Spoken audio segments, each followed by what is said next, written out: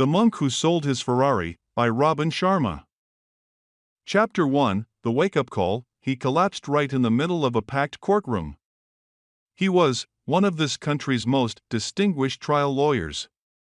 He was also a man who was as well known for the $3,000 Italian suits which draped his well-fed frame as for his remarkable string of legal victories. I simply stood there, paralyzed by the shock of what I had just witnessed. The great Julian Mantle had been reduced to a victim and was now squirming on the ground like a helpless infant, shaking and shivering and sweating like a maniac. Everything seemed to move in slow motion from that point on. "My God, Julian's in trouble," his paralegal screamed, emotionally, offering us a blinding glimpse of the obvious. The judge looked panic-stricken and quickly muttered something into the private phone she had installed in the event of an emergency. As for me, I could only stand there, dazed and confused. "Please don't die, you old fool. It's too early for you to check out. You don't deserve to die like this." The bailiff, who earlier had looked as if he had been embalmed, in his standing position, leapt into action and started to perform CPR on the fallen legal hero. The paralegal was at his side, her long blonde curls dangling over Julian's ruby-red face, offering him soft words of comfort, words which he obviously could not hear. I had known Julian for 17 years. We had first met when I was a young law student hired by one of his partners as a summer research intern. Back then, he'd had it all. He was a brilliant, handsome, and fearless trial attorney with dreams of greatness. Julian was the firm's young star, the rainmaker in waiting. I can still remember walking by his regal corner office while I was working, late one night, and stealing a glimpse of the framed quotation perched on his massive oak desk. It was by Winston Churchill, and it spoke volumes about the man that Julian was. Julian also walked his talk. He was tough, hard-driving, and willing to work 18-hour days for the success he believed was his destiny. I heard through the grapevine that his grandfather had been a prominent senator and his father a highly respected judge of the federal court. It was obvious that he came from money and that there were enormous expectations weighing on his Armani-clad shoulders. I'll admit one thing though, he ran his own race. He was determined to do things his own way, and he loved to put on a show. Julian's outrageous courtroom theatrics regularly made the front pages of the newspapers. The rich and famous flocked to his side whenever they needed a superb legal tactician with an aggressive edge. His extracurricular activities were probably as well known: late-night visits to the city's finest restaurants with sexy young fashion models, or reckless drinking escapades with the rowdy band of brokers he called his demolition team, became the stuff of legend at the firm. I still can't figure out why he picked me to work with him on that sensational murder case he was to argue that first summer. Though I had graduated from Harvard Law School, his alma mater, I certainly wasn't the brightest intern at the firm, and my family pedigree reflected no blue blood. My father spent his whole life as a security guard with a local bank after a stint in the Marines. My mother grew up unceremoniously in the Bronx. Yet he did pick me over all the others who had been quietly lobbying him for the privilege of being his legal gopher on what became known as the mother of all murder trials. He said he liked my hunger. We won, of course, and the business executive, who had been charged with brutally killing his wife, was now a free man, or as free as his cluttered conscience would let him be. My own education that summer was a rich one. It was far more than a lesson on how to raise a reasonable doubt where none existed. Any lawyer worth his salt could do that. This was a lesson in the psychology of winning and a rare opportunity to watch a master in action. I soaked it up like a sponge.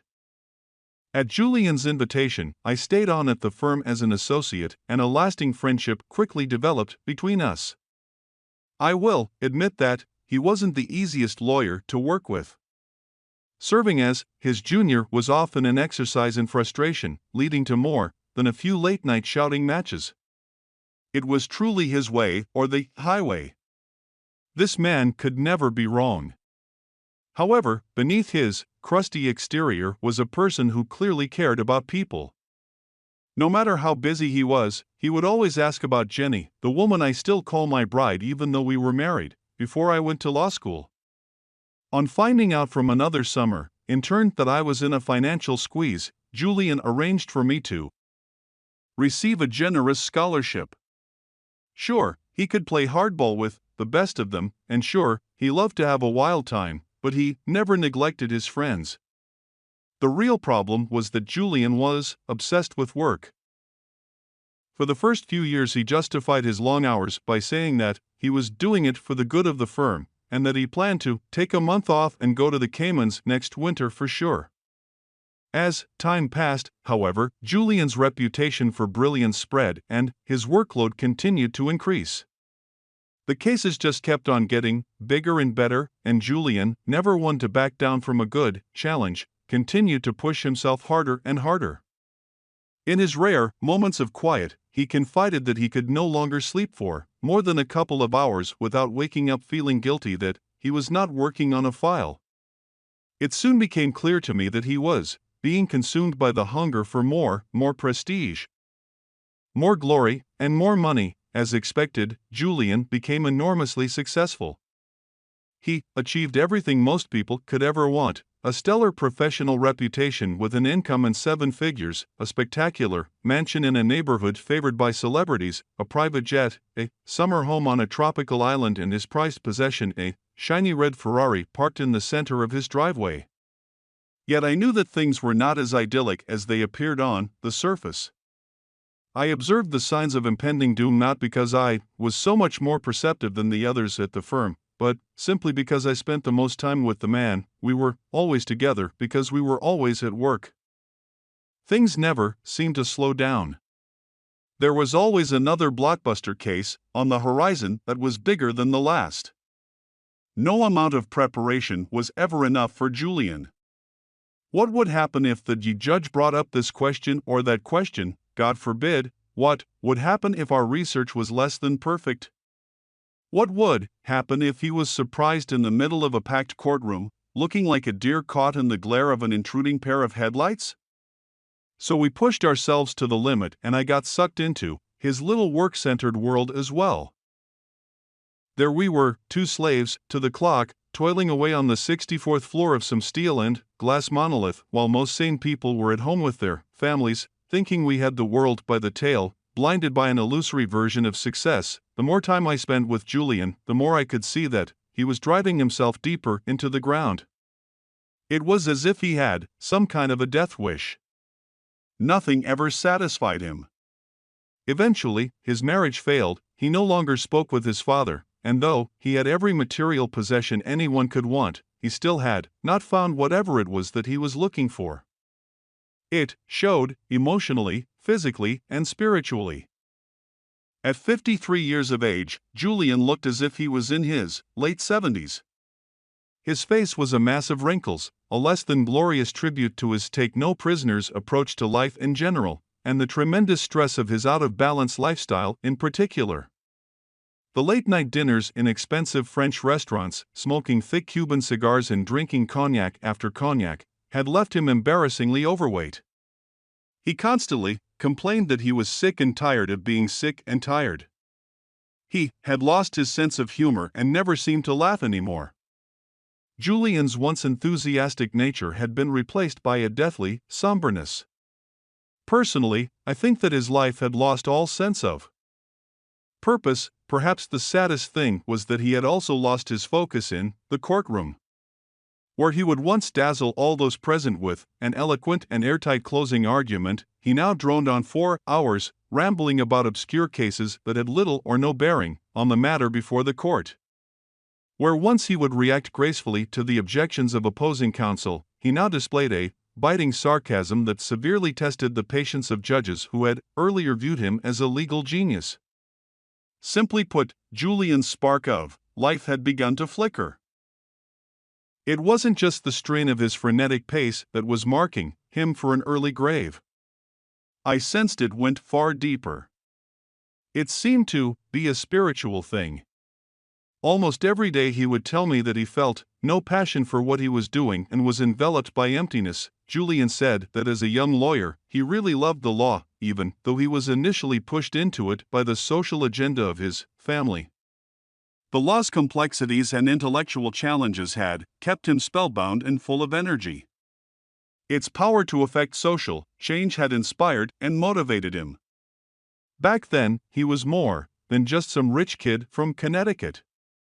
He really saw himself as a force for good, an instrument for social improvement who could use his obvious gifts to help others. That vision gave his life meaning. It gave him a purpose and it fueled his hopes. There was even more to Julian's undoing than a rusty connection to what he did for a living. He had suffered some great tragedy before I had joined the firm. Something truly unspeakable had happened to him, according to one of the senior partners, but I couldn't get anyone to open up about it. Even old man Harding, the notoriously loose-lipped managing partner who spent more time in the bar of the Ritz-Carlton than in his embarrassingly large office, said that he was sworn to secrecy. Whatever this deep, dark secret was, I had a suspicion that it, in some way, was contributing to Julian's downward spiral. Sure, I was curious, but most of all, I wanted to help him. He was not only my mentor, he was my best friend, and then it happened. This massive heart attack that brought the brilliant Julian Mantle back down to earth and reconnected him to his mortality. Right in the middle of courtroom number 7 on a Monday morning, the same courtroom where we had won the mother of all murder trials.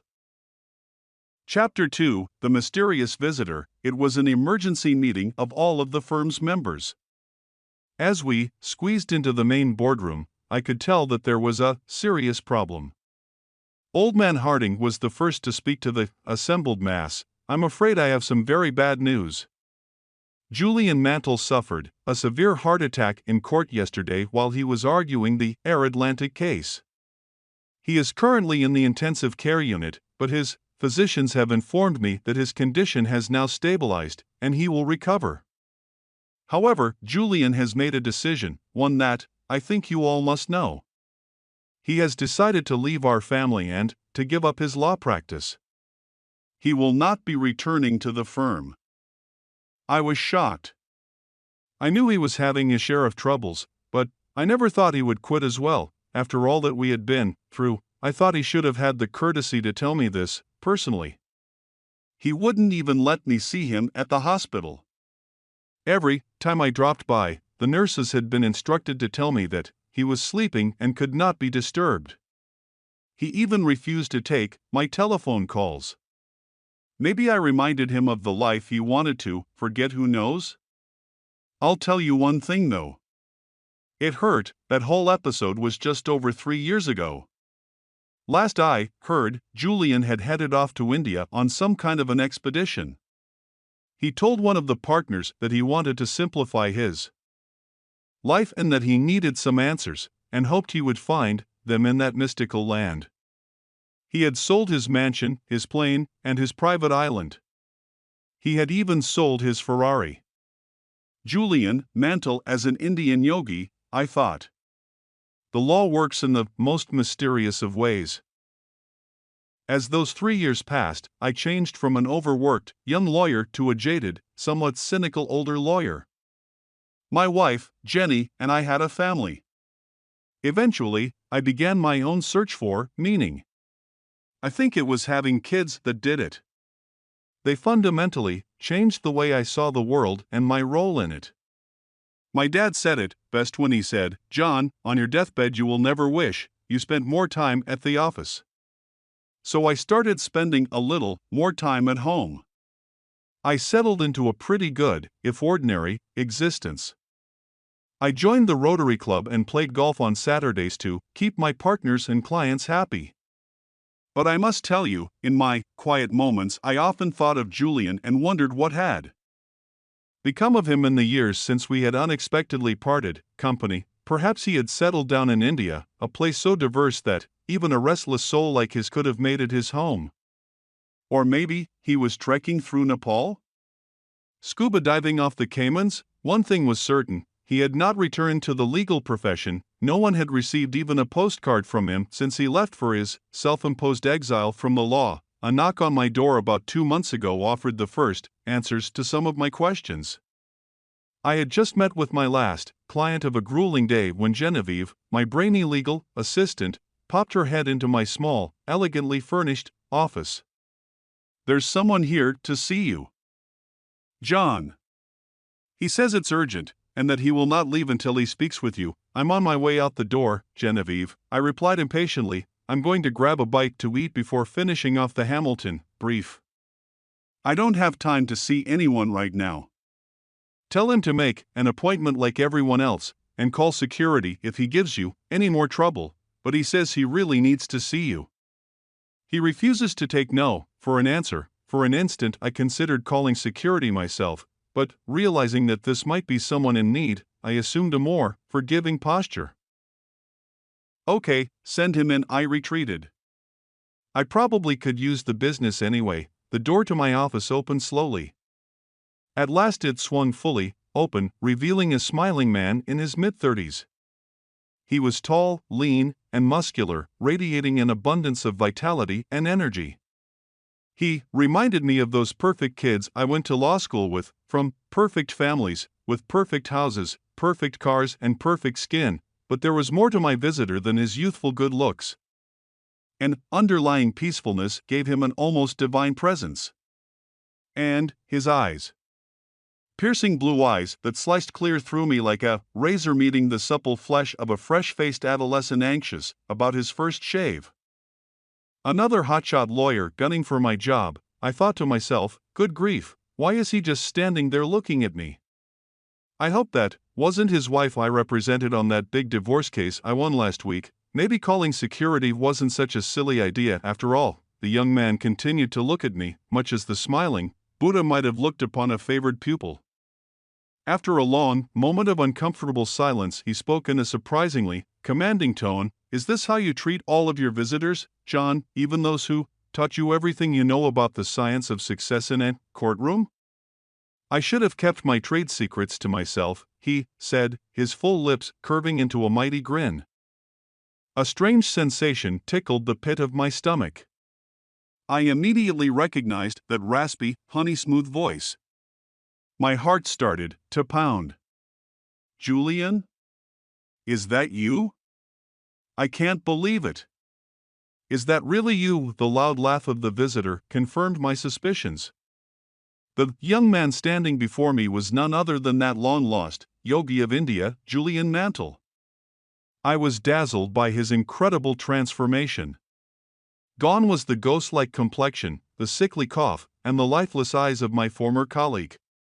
Gone was the elderly appearance and the morbid expression that had become his personal trademark.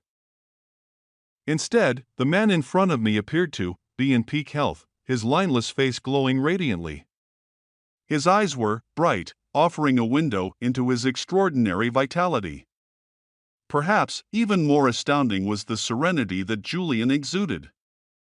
I felt entirely peaceful just sitting there, staring at him. He was no longer an anxious type, a senior partner of a leading law firm. Instead, the man before me was a youthful, vital, and smiling model of change. Chapter 3: The Miraculous Transformation of Julian Mantle. I was astonished by the new and improved Julian Mantle. How could someone who looked like a tired old man only a few short years ago now look so vibrant and alive? I wondered in silent disbelief. Was it some magical drug that had allowed him to drink from the fountain of youth? What was the cause of this extraordinary reversal? Julian was the first to speak. He told me that the hyper-competitive legal world had taken its toll on him, not only physically and emotionally but spiritually. The fast pace and endless demands had worn him out and run him down. He admitted that his body had fallen apart and that his mind had lost its luster. His heart attack was only one symptom of a deeper problem. The constant pressure and exhausting schedule of a world-class trial lawyer had also broken his most important and perhaps most human endowment, his spirit. When given the ultimatum by his doctor either to give up the law or give up his life, he said he saw a golden opportunity to rekindle the inner fire he had known when he was younger, a fire that had been extinguished as the law became less a pleasure and more a business. Julian grew visibly excited as he recounted how he sold all his material possessions and headed for India, a land whose ancient culture and mystical traditions had always fascinated him. He traveled from tiny village to tiny village, sometimes by foot, sometimes by train, learning new customs, seeing the timeless sights, and growing to love the Indian people who radiated warmth, kindness, and a refreshing perspective on the true meaning of life. Even those who had very little opened their homes and their hearts to this weary visitor from the West. As the days melted into weeks within this enchanting environment, Julian slowly began to feel alive and whole again, perhaps for the first time since he was a child. His natural curiosity and creative spark steadily returned, along with his enthusiasm and his energy for living. He started to feel more joyful and peaceful. And he began to laugh again. Although he embraced every moment of his time in this exotic land, Julian told me that his journey to India was more than a simple vacation to ease an overworked mind. He described his time in this faraway land as a personal odyssey of the self. He confided that he was determined to find out who he really was and what his life was all about before it was too late. To do this, his first priority was to connect to that culture's vast pool of ancient wisdom on living a more rewarding, fulfilling, and enlightened life. I don't mean to sound too off the wall, John, but it was like I had received a command from within, an inner instruction telling me that I was to begin a spiritual voyage to rekindle the spark that I had lost, said Julian. It was a tremendously liberating time for me. The more he explored, the more he heard of Indian monks who had lived beyond the age of 100, monks who despite their advanced years maintained youthful, energetic and vital lives. The more he traveled, the more he learned of ageless yogis who had mastered the art of mind control and spiritual awakening, and the more he saw, the more he longed to understand the dynamics behind these miracles of human nature, hoping to apply their philosophies to his own life. During the early stages of his journey, Julian sought out many well-known and highly respected teachers. He told me that each one of them welcomed him with open arms and open hearts, sharing whatever gems of knowledge they had absorbed over lifetimes spent in quiet contemplation on the loftier issues surrounding their existence. Julian also attempted to describe the beauty of the ancient temples which were strewn across the mystical landscape of India, edifices which stood as loyal gatekeepers to the wisdom of the ages. He said he was moved by the sacredness of these surroundings. It was a very magical time of my life, John. Here I was, a tired, old litigator who had sold everything from my racehorse to my Rolex, and had packed all that remained into a large rucksack that would be my constant companion as I ventured into the timeless traditions of the East. Was it hard to leave? I wondered aloud, unable to contain my curiosity. Actually, it was the easiest thing I have ever done. The decision to give up my practice and all my worldly possessions felt natural. Albert Camus once said that real generosity toward the future consists in giving all to what is present. Well, that's exactly what I did. I knew I had to change, so I decided to listen to my heart and do it in a very dramatic way. My life became so much simpler and meaningful when I left the baggage of my past behind. The moment I stopped spending so much time chasing the big pleasures of life, I began to enjoy the little ones, like watching the stars dancing in a moonlit sky or soaking in the sunbeams of a glorious summer morning. And India is such an intellectually stimulating place that I rarely thought of all I had left. Those initial meetings with the learned and the scholarly of that exotic culture, though intriguing, did not yield the knowledge for which Julian hungered. The wisdom that he desired and the practical techniques that he hoped would change the quality of his life continued to elude him in those early days of his odyssey. It was not until Julian had been in India for about 7 months that he had his first real break. It was while he was in Kashmir, an ancient and mystical state that sits sleepily at the foot of the Himalayas, that he had the good fortune to meet a gentleman named Yogi Krishnan. This slight man with a clean-shaven head had also been a lawyer in his previous incarnation, as he often joked with a toothy grin. Fed up with the hectic pace that personifies modern New Delhi, he too gave up his material possessions and retreated to a world of greater simplicity. Becoming a caretaker of the village temple, Krishnan said he had come to know himself and his purpose in the larger scheme of life. I was tired of living my life like one long air raid drill. I realized that my mission is to serve others and somehow to contribute to making this world a better place. Now I live to give, he told Julian. I spend my days and nights at this temple, living an austere but fulfilling life. I share my realizations with all those who come here to pray. I serve those in need. I am not a priest.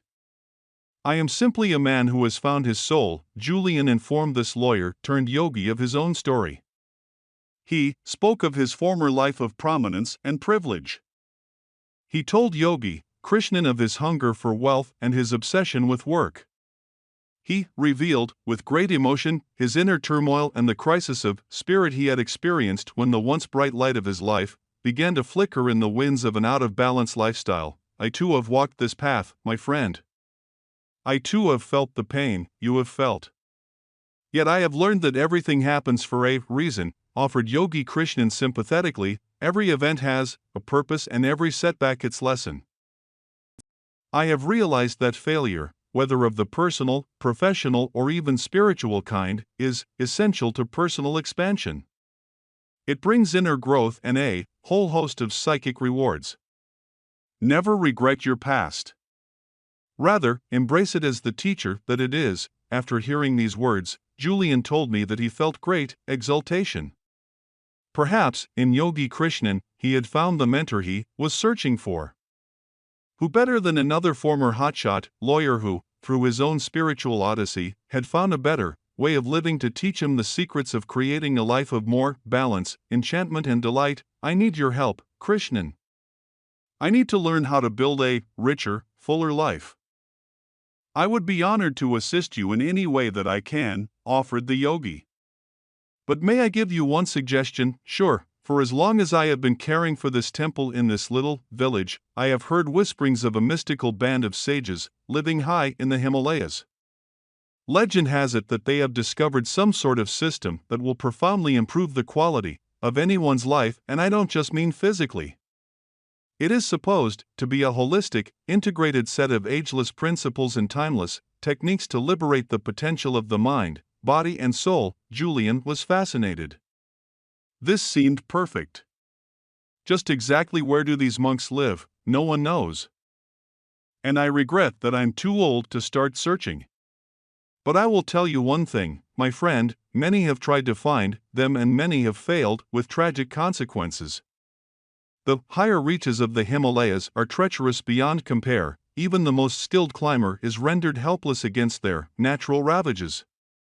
But if it is the golden keys to radiant health, lasting happiness, and inner fulfillment that you are searching for, I do not have the wisdom you seek. They do. Julian, never one to give up easily, pressed Yogi Krishnan again.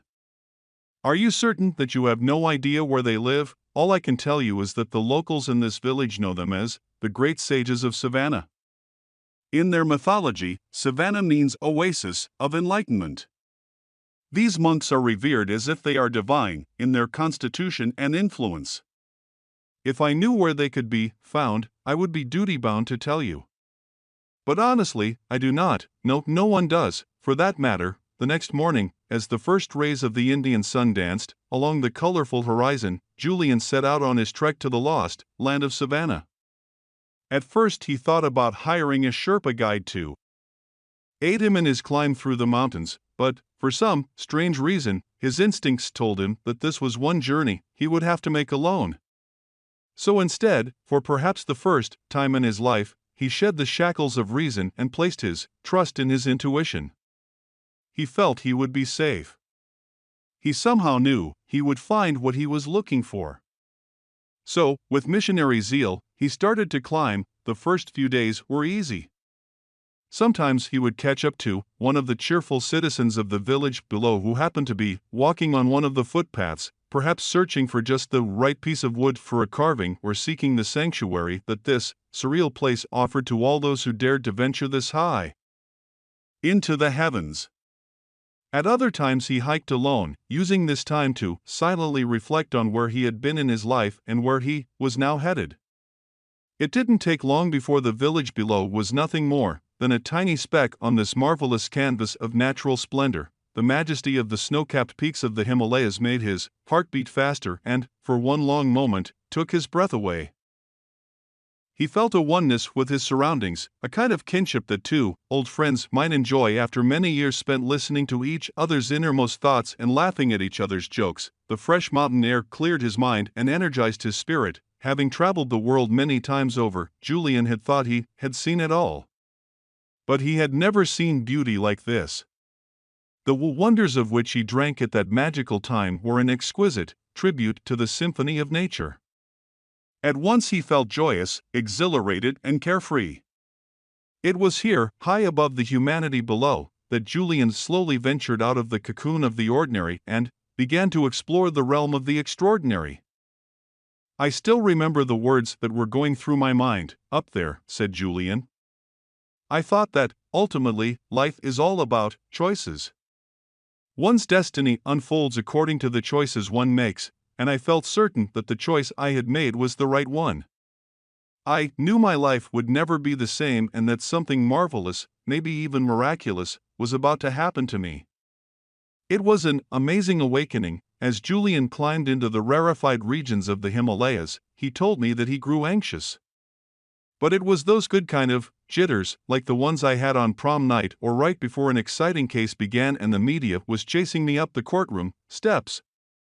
And even though I didn't have the benefit of a guide or a map, the way was clear and a thin, lightly traveled path led me higher into the deepest reaches of those mountains. It was like I had some sort of inner compass, nudging me gently towards my destination. I don't think I could have stopped climbing even if I had wanted to. Julian was excited, his words spilling out like a gushing mountain stream after the rains. As he traveled for 2 more days along the route that he prayed would take him to Savannah, Julian's thoughts wandered back to his former life. Though he felt entirely liberated from the stress and strain that personified his former world, he did wonder whether he could really spend the rest of his days without the intellectual challenge that the legal profession had offered him since he left Harvard Law School. His thoughts then wandered back to his oak-paneled office in a glittering downtown skyscraper and the idyllic summer home he had sold for a pittance. He thought about his old friends with whom he would frequent the finest of restaurants in the most glamorous locales. He also thought about his prized Ferrari and how his heart would soar when he gunned the engine and all its ferocities sprang to life with a roar. As he ventured deeper into the depths of this mystical place, his reflections of the past were quickly interrupted by the stunning marvels of the moment. It was while he was soaking in the gifts of nature's intelligence that something startling happened. From the corner of his eye he saw another figure, dressed strangely in a long, flowing red robe topped by a dark blue hood, slightly ahead of him on the path. Julian was astonished to see anyone at this isolated spot that had taken him 7 treacherous days to reach. As he was many miles away from any real civilization and still uncertain as to where his ultimate destination of Savannah could be found, he yelled out to his fellow traveler. The figure refused to respond and accelerated his pace along the path they were both climbing, not even giving Julian the courtesy of a backward glance of acknowledgement. Soon the mysterious traveler was running, his red robe dancing gracefully behind him like crisp cotton sheets hanging from a clothesline on a windy autumn day. "Please, friend, I need your help to find Savannah," yelled Julian. "I've been traveling for 7 days with little food and water. I think I'm lost." The figure came to an abrupt stop. Julian approached cautiously while the traveler stood remarkably still and silent. His head did not move, his hands did not move, and his feet kept their place. Julian could see nothing of the face beneath the hood, but was struck by the contents of the small basket in the hands of the traveler. Within the basket was a collection of the most delicate and beautiful flowers Julian had ever seen. The figure clutched the basket tighter as Julian drew nearer, as if to display both a love of these prized possessions and a distrust of this tall Westerner. About as common to these parts as dew in the desert, Julian gazed at the traveler with an intense curiosity. A quick burst of a sunbeam revealed that it was a man's face under the loosely fitting hood. But Julian had never seen a man quite like this one. Though he was at least his own age, there were very striking features of this person which left Julian mesmerized and caused him to simply stop and stare for what seemed like an eternity. His eyes were cat-like and so penetrating that Julian was forced to look away. His olive-complexioned skin was supple and smooth. His body looked strong and powerful. And though the man's hands gave away the fact that he was not young, he radiated such an abundance of youthfulness and vitality that Julian felt hypnotized by what appeared before him, much like a child watching the magician at his first magic show. This must be one of the great sages of Savannah, Julian thought to himself, scarcely able to contain his delight at his discovery. I am Julian Mantle. I've come to learn from the sages of Savannah. Do you know where I might find them? He asked. The man looked thoughtfully at this weary visitor from the west. His serenity and peace made him appear angelic in nature, enlightened in substance. The man spoke softly, almost in a whisper. Why is it that you seek these sages, friend? Sensing that he had indeed found one of the mystical monks who had eluded so many before him, Julian opened his heart and poured out his odyssey to the traveler. He spoke of his former life, and of the crisis of spirit he had struggled with. How he had traded his health and his energy for the fleeting rewards that his law practice brought him. He spoke of how he had traded the riches of his soul for a fat bank account and the illusory gratification of his live fast, die young lifestyle.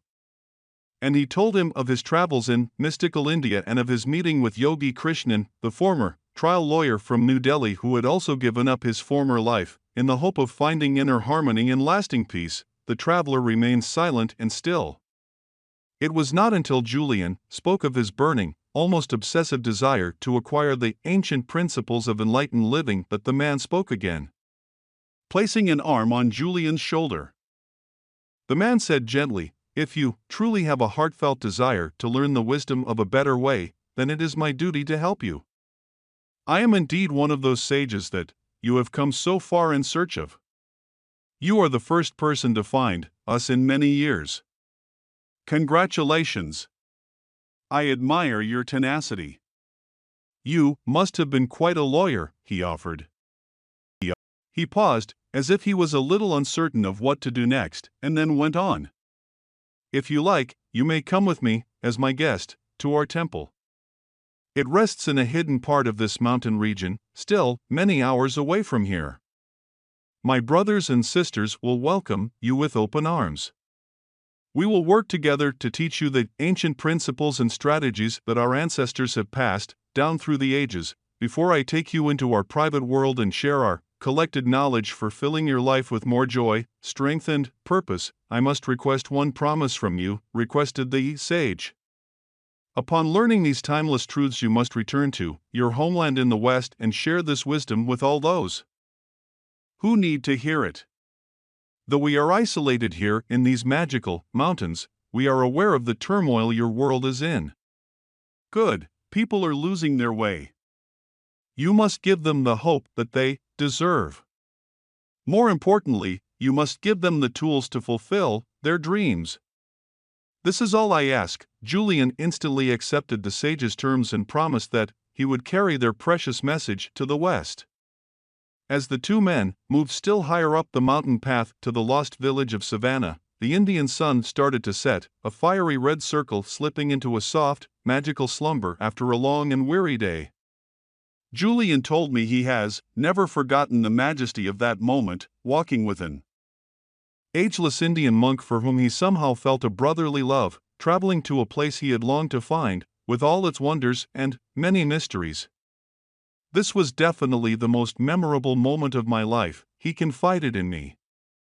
Julian had always believed that life came down to a few key moments. This was one of them. Deep inside his soul, he somehow sensed that this was the first moment of the rest of his life, a life soon to be much more than it had ever been. Chapter 4, A Magical Meeting with the Sages of Savannah. After walking for many hours along an intricate series of paths and grassy trails, the two travelers came upon a lusty green valley. On one side of the valley, the snow-capped Himalayas offered their protection, like weather-beaten soldiers guarding the place where their generals rested. On the other, a thick forest of pine trees sprouted, a perfectly natural tribute to this enchanting fantasyland. The sage looked at Julian and smiled gently. "Welcome to the nirvana of Savannah." The two then descended along another less traveled way and into the thick forest which formed the floor of the valley. The smell of pine and sandalwood wafted through the cool, crisp mountain air. Julian, now barefoot to ease his aching feet, felt the damp moss under his toes. He was surprised to see richly colored orchids and a host of other lovely flowers dancing among the trees, as if rejoicing in the beauty and splendor of this tiny slice of heaven. In the distance, Julian could hear gentle voices, soft and soothing to the ear. He continued to follow the sage without making a sound. After walking for about 15 more minutes, the two men reached a clearing. Before him was a sight that even the worldly wise and rarely surprised Julian Mantle could never have imagined: a small village made solely out of what appeared to be roses. At the center of the village was a tiny temple. The kind Julian had seen on his trips to Thailand and Nepal, but this temple was made of red, white and pink flowers, held together with long strands of multicolored string and twigs. The little huts which dotted the remaining space appeared to be the austere homes of the sages. These were also made of roses. Julian was speechless.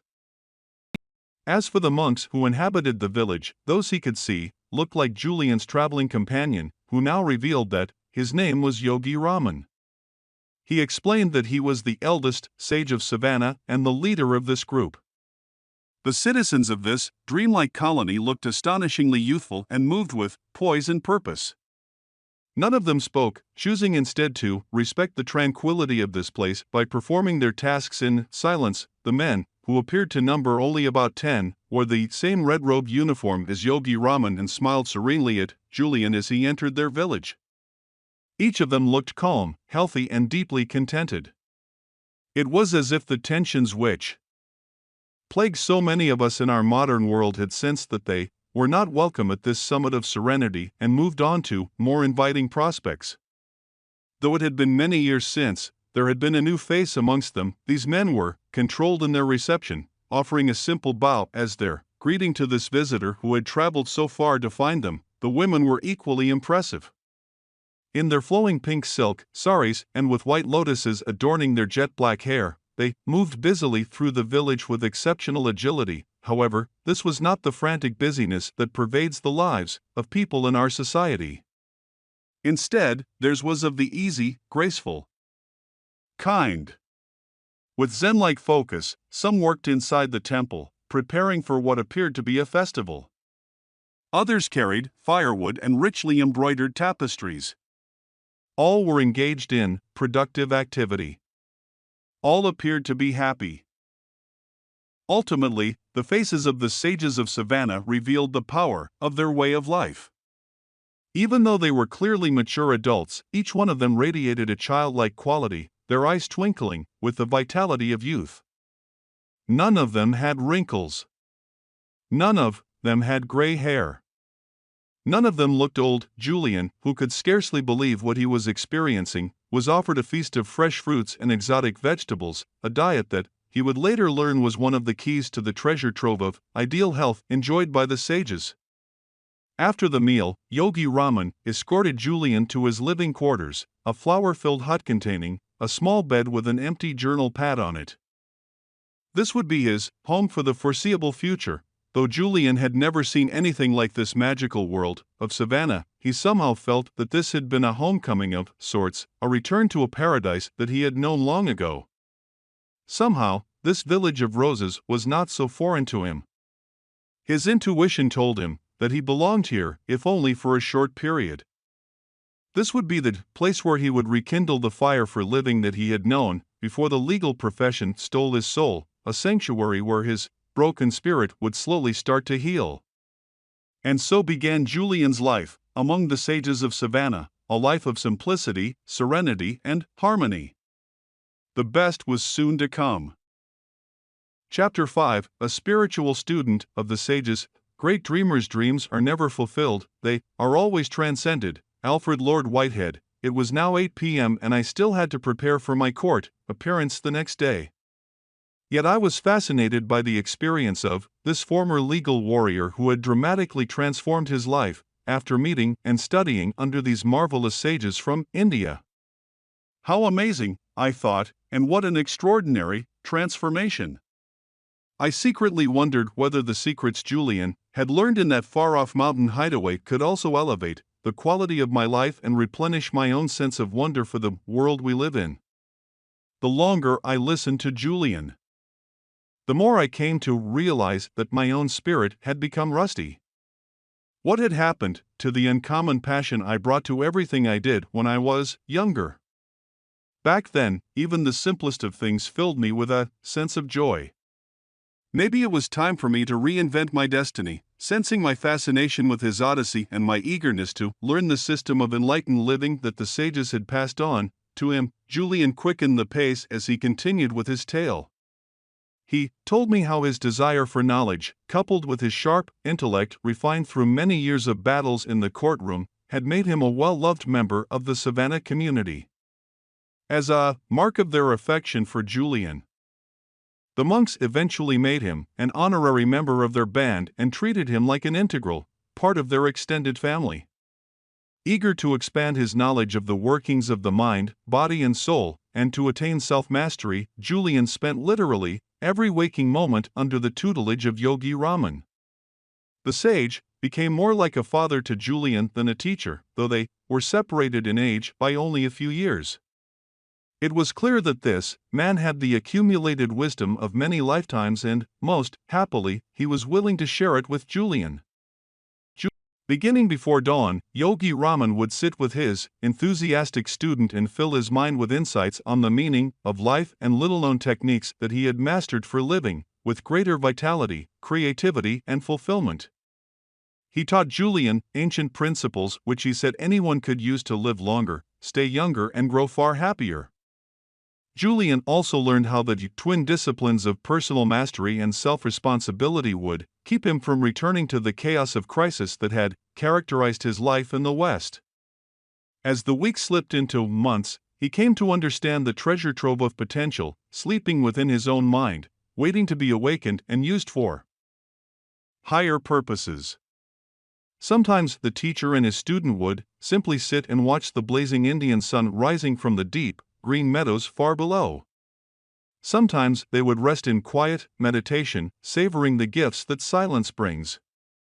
Sometimes they would walk through the pine forest, discussing points of philosophy and enjoying the pleasures of each other's company. Julian said that the first indications of his personal expansion came after only 3 weeks in Savannah. He started noticing the beauty in the most ordinary of things.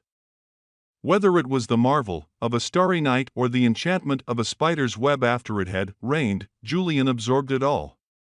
He also said that his new lifestyle and the new habits associated with it started to have a profound effect on his inner world. Within a month of applying the principles and techniques of the sages, he told me that he had begun to cultivate the deep sense of peace and inner serenity that had eluded him in all the years he had lived in the West. He became more joyful and spontaneous, growing more energetic and creative with each passing day. Physical vitality and spiritual strength followed the changes in Julian's attitude. His once overweight frame grew strong and lean, while the sickly pallor which had characterized his face was replaced by a splendid shimmer of health. He actually felt as if he could do anything, be anything, and unlock the infinite potential that he learned was inside every one of us. He started to cherish life and to see the divinity in every aspect of it. The ancient system of this mystical band of monks had started to work its miracles. After pausing as if to express disbelief at his own tale, Julian grew philosophical. "I've realized something very important, John. The world, and that includes my inner world, is a very special place. I've also come to see that success on the outside means nothing unless you also have success within. There is a huge difference between well-being and being well-off. When I was a hotshot lawyer, I used to snicker at all those people who worked at improving their inner and outer lives. Get a life, I thought. But I have learned that self-mastery and the consistent care of one's mind, body, and soul are essential to finding one's highest self and living the life of one's dreams. How can you care for others if you cannot even care for yourself? How can you do good if you don't even feel good? I can't love you if I cannot love myself, he offered. Suddenly Julian grew flustered and slightly uneasy. I've never opened my heart to anyone like this before. I apologize for this, John. It is just that I experienced such a catharsis up in those mountains, such a spiritual awakening to the powers of the universe, that I feel others need to know what I know. Noticing that it was getting late, Julian quickly told me he would take his leave and bid me adieu. You can't leave now, Julian. I'm really pumped to hear the wisdom you learned in the Himalayas and the message you promised your teachers you would bring back to the West. You can't leave me in suspense, you know I can't stand it. I'll be back, rest assured, my friend. You know me, once I start telling a good story, I just can't stop. But you have your work to do, and I have some private matters that need to be taken care of. Just tell me one thing then. Will the methods you learned in Savannah work for me? When the student is ready, the teacher appears, came the swift reply. You, along with so many others in our society, are ready for the wisdom I now have the privilege of holding. Every one of us should know the philosophy of the sages. Every one of us can benefit by it. Every one of us must know of the perfection that is their natural state. I promise I will share their ancient knowledge with you. Have patience. I will meet you again tomorrow night, this time at your house. Then I'll tell you all that you need to know to put far more living into your life. Is that fair? Yeah, I guess if I've done without it all these years, waiting another 24 hours won't kill me, I responded with disappointment, and with that, the master litigator turned enlightened yogi of the East was gone, leaving me with a mind full of unanswered questions and unfinished thoughts. As I sat in my office quietly, I realized how small our world really was. I thought about the vast pool of knowledge that I had not even begun to dip my fingers into.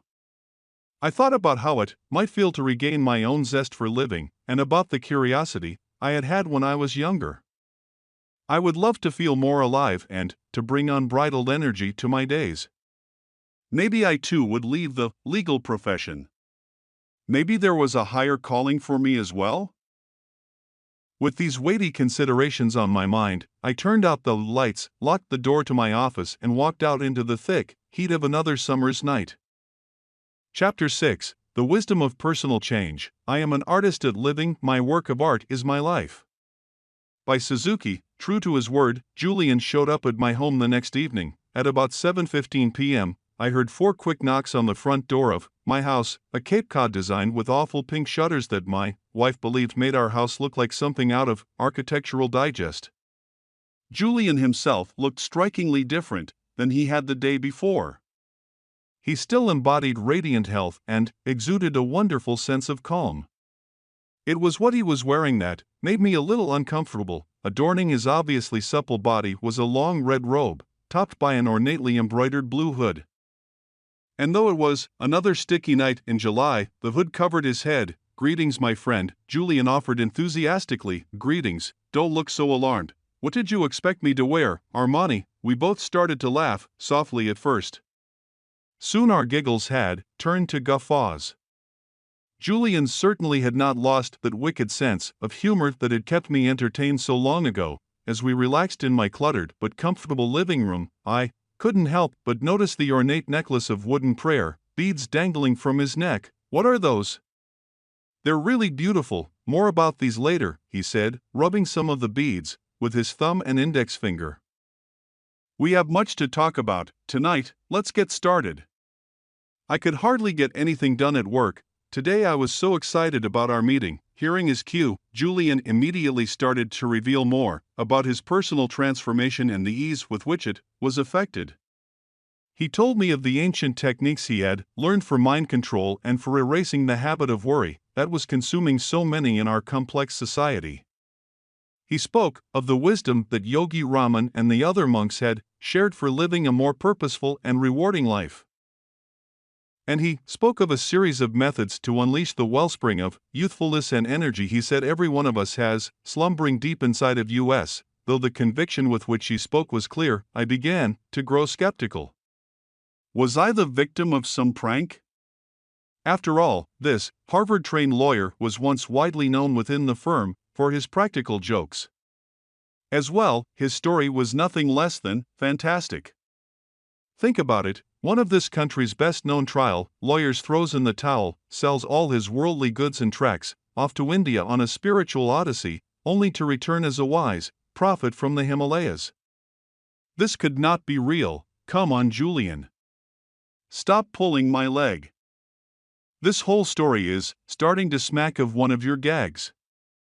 I'll bet you rented that robe from the costume shop across the street from my office, I suggested. Breaking into my best fear grin, Julian was quick to respond, as if my disbelief was something he had expected. In court, how do you prove your case? I offer persuasive evidence, right? Look at the evidence that I have offered you. Look at my smooth, lineless face. Look at my physique. Can't you sense the abundance of energy I have? Look at my peacefulness. Surely, you can see that I have changed. He had a point. This was a man who, only a few years ago, had looked decades older. You didn't go to a plastic surgeon, did you? No, he smiled. They only focus on the outer person. I needed to be healed from within. My unbalanced, chaotic lifestyle left me in great distress. It was much more than a heart attack that I suffered. It was a rupture of my inner core. But your story, it's so mysterious and unusual. Julian remained calm and patient in the face of my persistence. Spotting the pot of tea I had left on the table next to him, he started to pour into my waiting cup. He poured until the cup was full, but then he kept on pouring. Tea started to trickle down the sides of the cup and into the saucer, then onto my wife's prized Persian rug. At first, I watched silently. Then I couldn't take it any more. Julian, what are you doing? My cup is overflowing. No matter how hard you try, no more will go in. I yelled impatiently. He looked at me for a long moment. Please don't take this the wrong way. I really respect you, John. I always have. However, just like this cup, you seem to be full of your own ideas. And how can any more go in until you first empty your cup? I was struck by the truth of his words. He was right. My many years in the conservative legal world, doing the same things every day with the same people who thought the same thoughts every day, had filled my cup to the brim. My wife Jenny was always telling me that we should be meeting new people and exploring new things. I wish you were just a little more adventurous, John, she would say. I couldn't remember the last time I had read a book that didn't deal with law. The profession was my life. I began to realize that the sterile world I had grown accustomed to had dulled my creativity and limited my vision. Okay. I see your point, I admitted. Perhaps all my years as a trial lawyer have made me a hardened skeptic. From the minute I saw you in my office yesterday, something deep inside me told me that your transformation was genuine and that there was some sort of lesson in it for me.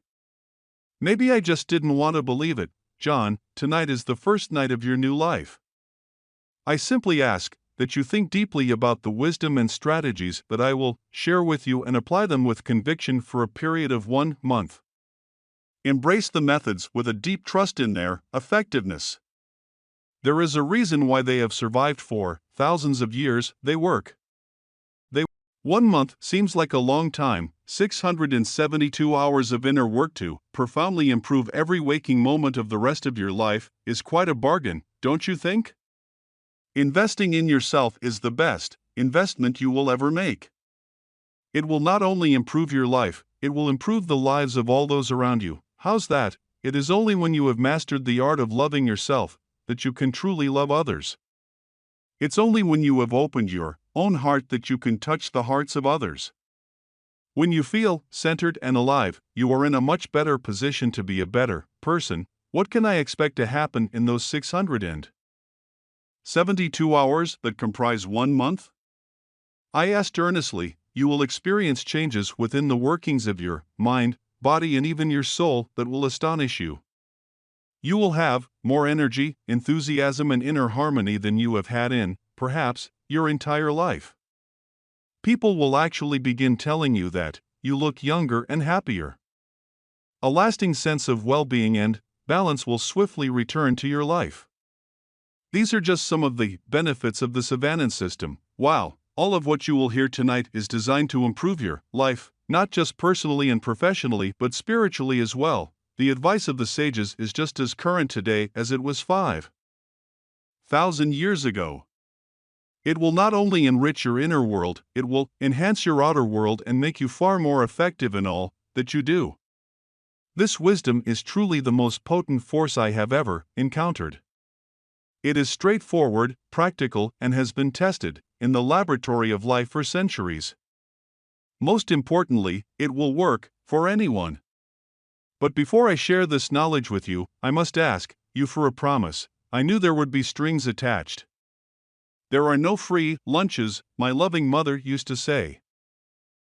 Once you see the power of the strategies and skills shown to me by the sages of Savannah and observe the dramatic results they will bring to your life, you must make it your mission to pass this wisdom on to others who will benefit from this knowledge. This is all that I ask of you. By agreeing to this, you will help me fulfill my own pact with Yogi Raman. I agreed without reservation. Julian began to teach me the system he had come to consider as sacred. While the techniques that Julian had mastered during his stay were varied, at the heart of the Savannah system were 7 basic virtues, 7 fundamental principles which embodied the keys to self-leadership, personal responsibility, and spiritual enlightenment. Julian told me that Yogi Raman was the first to share the 7 virtues with him after a few months in Savannah. On a clear night, when all the others had drifted off into deep slumber, Raman knocked softly on the door of Julian's hut. In the voice of a gentle guide, he spoke his mind. I have observed you closely for many days now, Julian. I believe that you are a decent man who deeply desires to fill his life with all that is good. Since you have arrived, you have opened yourself up to our traditions and embraced them as your own. You have learned a number of our daily habits and have seen their many salutary effects.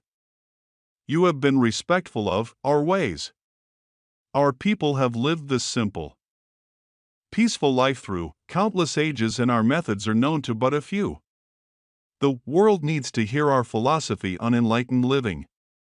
Tonight, on the eve of your 3rd month in Savannah, I will begin to share the inner workings of our system with you, not only for your benefit, but for the benefit of all those in your part of the world.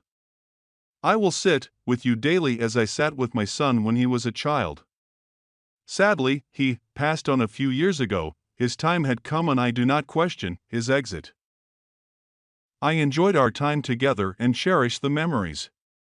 I now see you as my son, and I feel grateful that all I have learned over many years of silent contemplation will live on within you. I looked at Julian and noticed that his eyes were now shut, as if he were transporting himself back to this fairy tale land that had showered the blessing of knowledge on him. Yogi Raman told me that the 7 virtues for a life overflowing with inner peace, joy, and a wealth of spiritual gifts were contained within a mystical fable. This fable was the essence of it all. He asked me to shut my eyes, as I have now done, here on the floor of your living room. He then told me to picture the following scene in my mind's eye. You are sitting in the middle of a magnificent, lush, green garden. This garden is filled with the most spectacular flowers you have ever seen. The environment is supremely tranquil and silent. Savor the sensual delights of this garden and feel as if you have all the time in the world to enjoy this natural oasis.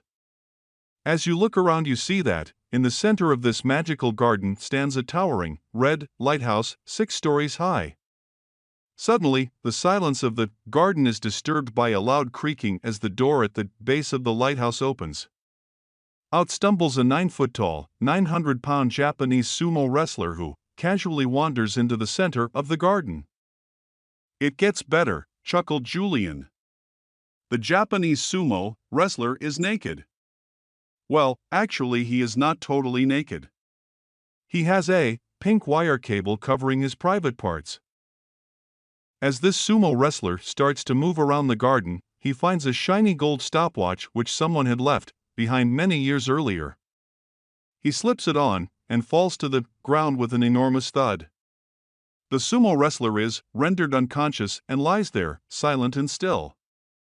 Just when you think he has taken his last breath, the wrestler awakens, perhaps stirred by the fragrance of some fresh, yellow roses blooming nearby.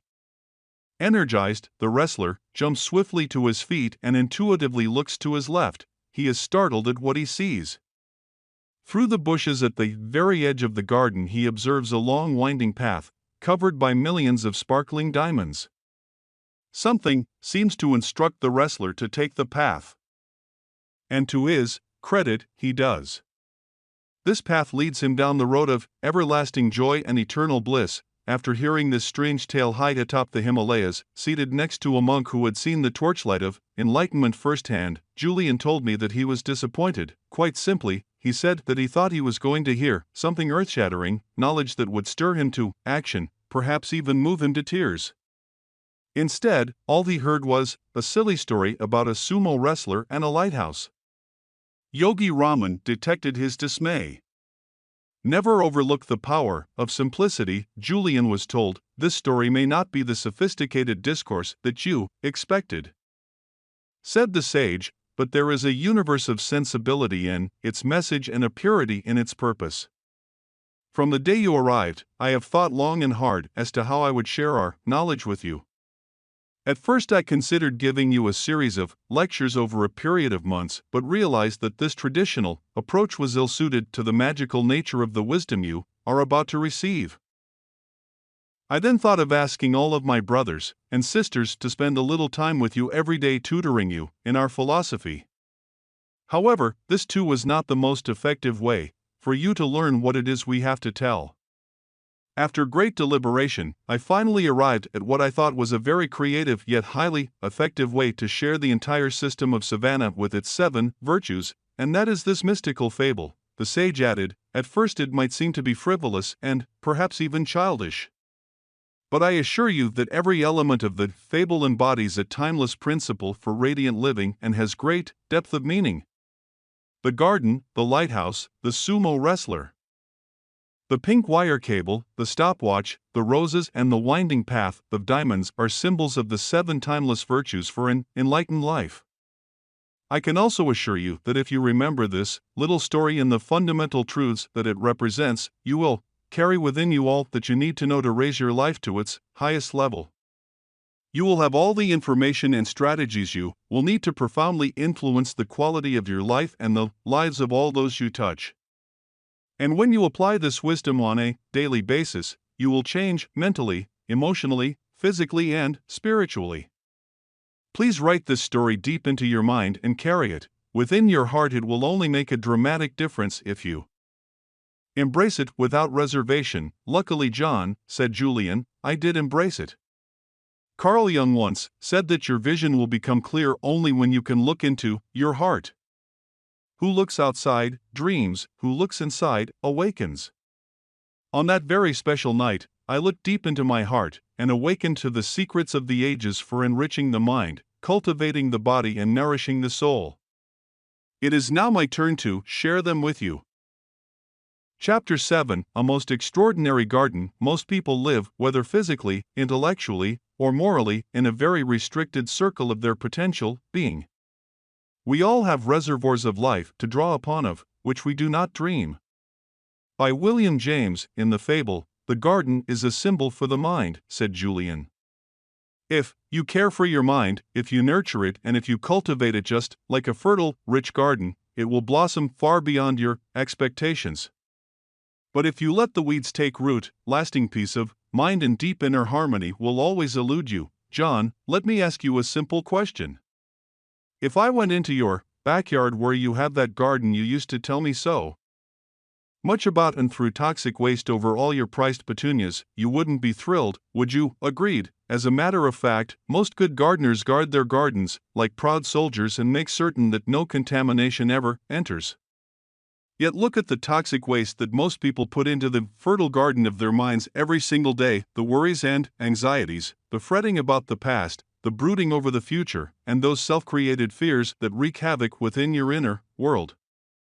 In the native language of the sages of Savannah, which has existed for thousands of years, the written character for worry is strikingly similar to the character symbolizing a funeral pyre.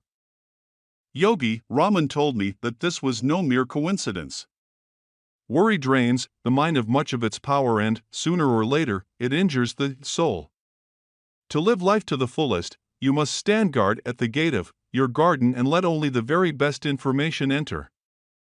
You truly cannot afford the luxury of a negative thought, not even one. The most joyful, dynamic, and contented people of this world are no different from you or me in terms of their makeup. We are all flesh and bones. We all come from the same universal source. However, the ones who do more than just exist, the ones who fan the flames of their human potential and truly savor the magical dance of life, do different things than those whose lives are ordinary. Foremost amongst the things that they do is adopt a positive paradigm about their world and all that is in it. The way you think stems from habit, pure and simple, Julian continued with conviction. Most people just don't realize the enormous power of their minds. I have learned that even the best conditioned thinkers are using only 1/100th of a percent of their mental reserves. In Savannah, the sages dared to explore the untapped potential of their mental capacity on a regular basis, and the results were astounding. Yogi Raman, through regular and disciplined practice, had conditioned his mind so that he was able to slow down his heartbeat at will. He had even trained himself to go for weeks without sleep. While I would never suggest that these should be goals for you to aspire to, I do suggest that you start to see your mind for what it is: nature's greatest gift. Julian added, the sages taught me that on an average day, the average person runs about 60,000 thoughts through his mind. What really amazed me, though, was that 95% of those thoughts were the same as the ones you thought the day before. Are you serious? I asked, very. This is the tyranny of impoverished thinking. Those people who think the same thoughts every day, most of them negative, have fallen into bad mental habits. Rather than focusing on all the good in their lives and thinking of ways to make things even better, they are captives of their pasts. Some of them worry about failed relationships or financial problems. Others fret over their less than perfect childhoods. Still others brood over more trifling matters, the way a store clerk might have treated them or the comment of a coworker that smacked.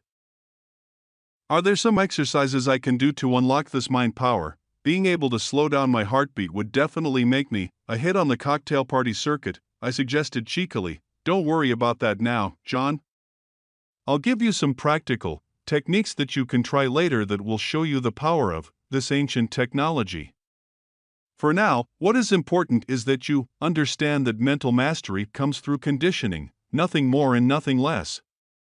Most of us have the same raw materials from the moment we take our first breath of air. What separates those people who achieve more than others or those that are happier than others is the way that they use and refine these raw materials. When you dedicate yourself to transforming your inner world, your life quickly shifts from the ordinary into the realm of the extraordinary. My teacher was growing more excited by the moment. His eyes seemed to twinkle as he spoke of the magic of the mind and the wealth of goodness it would surely bring. You know, John, when all is said and done, there is only one thing that we have absolute dominion over: our kids. I said, smiling good-naturedly, no, my friend, our minds. We might not be able to control the weather or the traffic or the moods of all those around us. But we most certainly can control our attitude towards these events. We all have the power to determine what we will think about in any given moment. This ability is part of what makes us human. You see, one of the fundamental gems of worldly wisdom I have learned in my travels to the East is also one of the most simple. Julian then paused as if to summon up a priceless gift. And what might that be? There is no such thing as objective reality or the real world. There are no absolutes. The face of your greatest enemy might be the face of my finest friend. An event that appears to be a tragedy to one might reveal the seeds of unlimited opportunity to another. What really separates people who are habitually upbeat and optimistic from those who are consistently miserable is how the circumstances of life are interpreted and processed. Julian, how could a tragedy be anything but a tragedy? Here's a quick example. When I was traveling through Calcutta, I met a schoolteacher named Malika Chand. She loved teaching and treated her students as she would her own children, nurturing their potential with great kindness. Her perennial motto was, "Your IQ is more important than your IQ." She was known throughout her community as a person who lived to give, who selflessly served anyone in need. Sadly, her beloved school, which had stood as a silent witness to the delightful progress of generations of children, succumbed to the flames of a fire set by an arsonist one night. All those in the community felt this great loss, but as time passed, their anger gave way to apathy and they resigned themselves to the fact that their children would be without a school. What about Malika? She was different, an eternal optimist if there ever was one. Unlike everyone around her, she perceived opportunity in what had happened. She told all the parents that every setback offers an equivalent benefit if they took the time to search for it. This event was a gift in disguise. The school that burned to the ground was old and decrepit. The roof leaked and the floor had finally buckled under the strain of 1,000 little feet scampering across its surface. This was the chance that they had been waiting for, to join hands as a community and build a much better school, one that would serve many more children in the years to come. And so, with this 64-year-old dynamo behind them, they marshaled their collective resources and raised enough funds to build a sparkling new school, one that stood as a shining example of the power of vision in the face of adversity. So it's like that old adage about seeing the cup as half full rather than half empty. That's a fair way to look at it. No matter what happens to you in your life, you alone have the capacity to choose your response to it.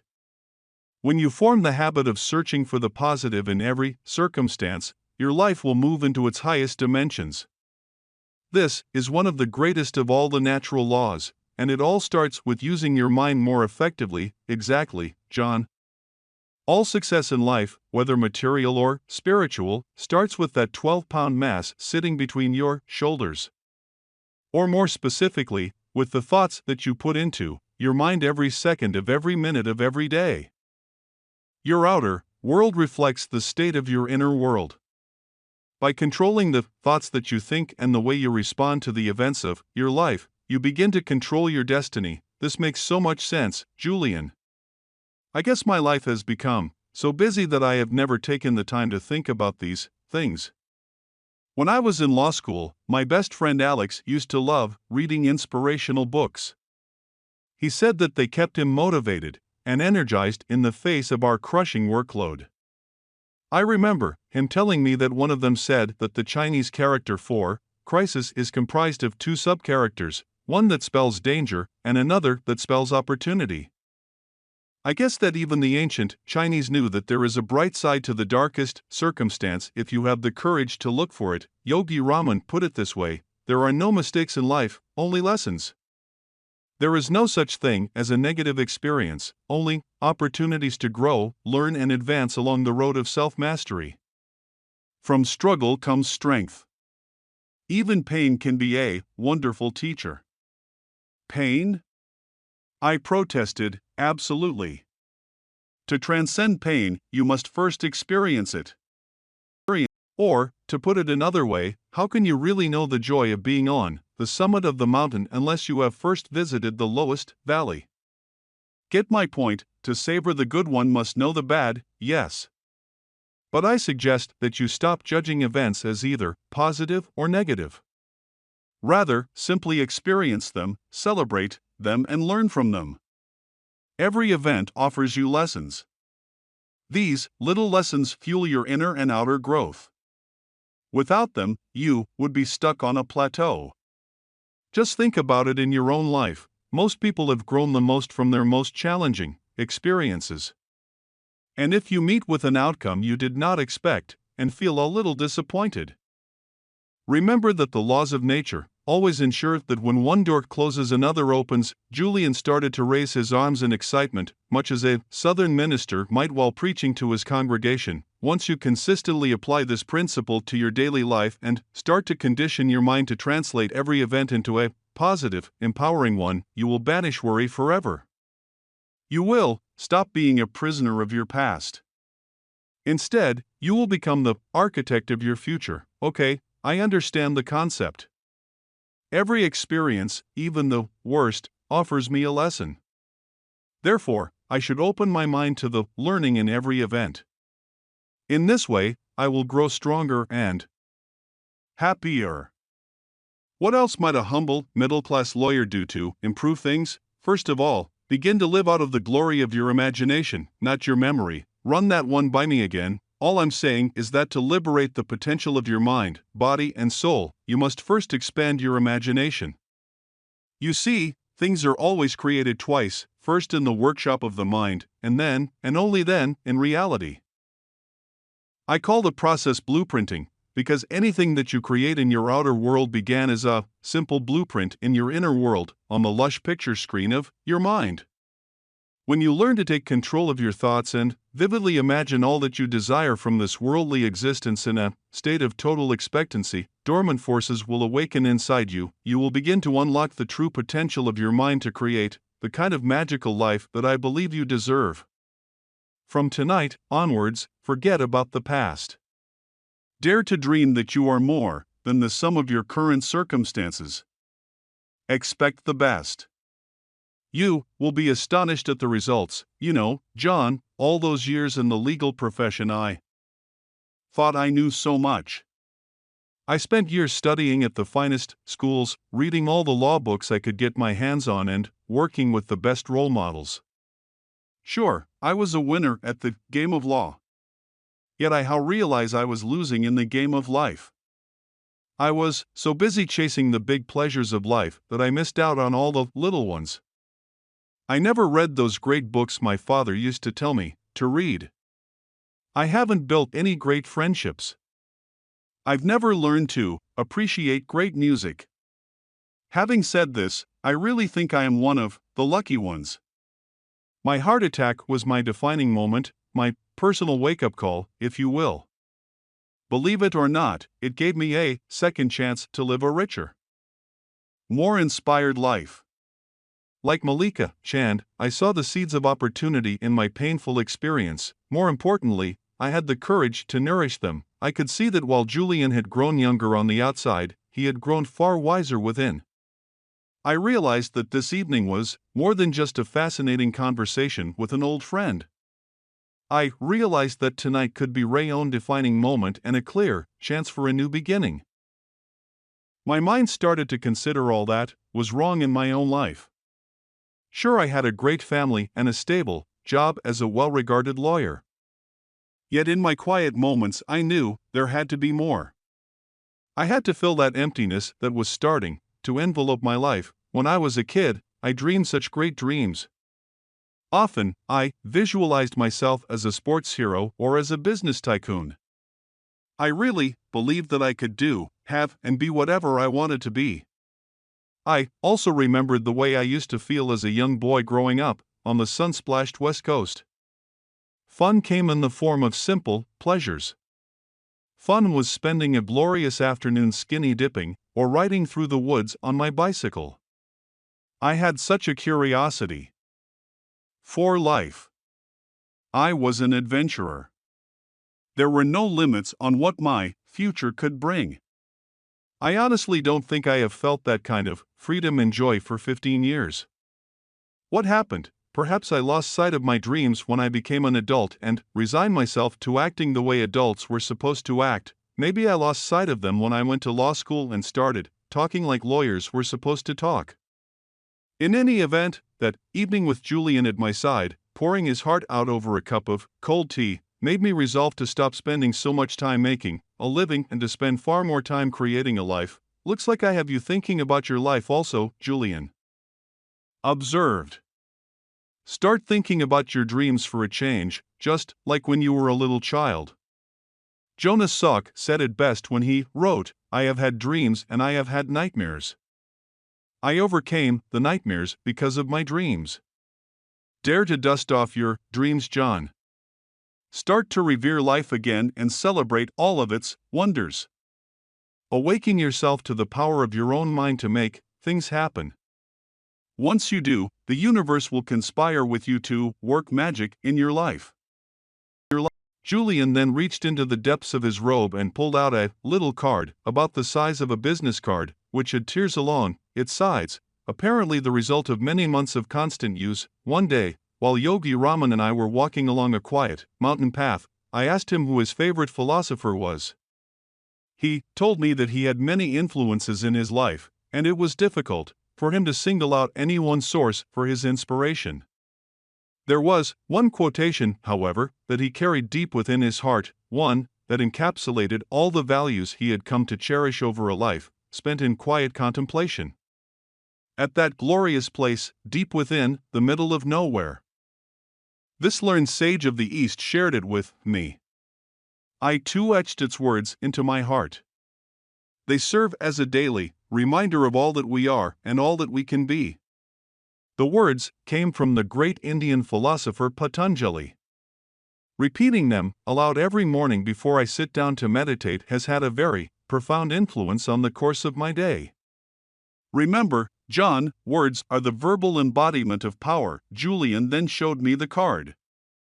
The quotation read, "When you are inspired by some great purpose, some extraordinary project, all of your thoughts break their bonds, your mind transcends limitations, your consciousness expands in every direction, and you find yourself in a new, great and wonderful world. Dormant forces, faculties and talents become alive, and you discover yourself to be a greater person than you ever dreamed yourself to be." In that instant, I saw the connection between physical vitality and mental agility. Julian was in picture-perfect health and looked many years younger than he had when we had first met. He brimmed with vibrancy, and it appeared that his energy, enthusiasm, and optimism knew no bounds. I could see that he had made many changes to his former lifestyle, but it was obvious that the starting point of his magnificent transformation was mental fitness. Success on the outside indeed begins with success on the inside, and by changing his thoughts, Julian Mantle had changed his life. Exactly how can I develop this positive, serene and inspired attitude, Julian? After all these years in my routine, I think my mental muscles have grown a little flabby. Come to think of it, I have very little control over the thoughts that are floating around the garden of my mind. I said with sincerity, the mind is a wonderful servant but a terrible master.